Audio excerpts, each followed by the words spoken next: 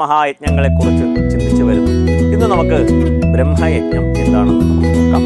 പഞ്ചമഹായജ്ഞങ്ങൾ ദേവയജ്ഞം, ബ്രഹ്മയജ്ഞം, പിതൃയജ്ഞം, ഭൂതയജ്ഞം, നൃയജ്ഞം എന്നുള്ള 5 വിഷയങ്ങളാണ് യജുർവേദത്തിൽ പ്രതിപാദിച്ചിട്ടുണ്ട്. ദേവയജ്ഞത്തെക്കുറിച്ച് ചിന്തിച്ചു. ഇന്ന് നമുക്ക് ബ്രഹ്മയജ്ഞത്തെക്കുറിച്ച് ചിന്തിക്കാം. ബ്രഹ്മയജ്ഞം എന്ന് പറയുന്നത് തന്നെ അധ്യയനം, അധ്യാപനം എന്നുള്ളതാണ്. അറിവ് പകർന്നു നൽകുക.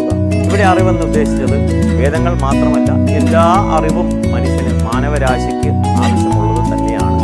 പ്രഥമ ദൃഷ്ട്യാ നമ്മൾ ചിന്തിക്കുമ്പോൾ തന്നെ വളരെ ഉന്നതമായ വിദ്യ, സദ്വിദ്യ, സദ്വിഷയണീ വിദ്യ എന്ന് പറയുന്നു.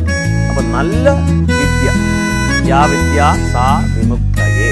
അപ്പൊ നല്ല അറിവുകൾ എന്ന് പറഞ്ഞു കഴിഞ്ഞാൽ വേദജ്ഞാനം തന്നെയാണ്. വേദത്തിലുള്ള മന്ത്രങ്ങൾ പഠിക്കുന്നു, ഇല്ലെങ്കിൽ അതിനെക്കുറിച്ചുള്ള ശാസ്ത്രാർത്ഥ ചിന്തനം ചെയ്യുന്നു.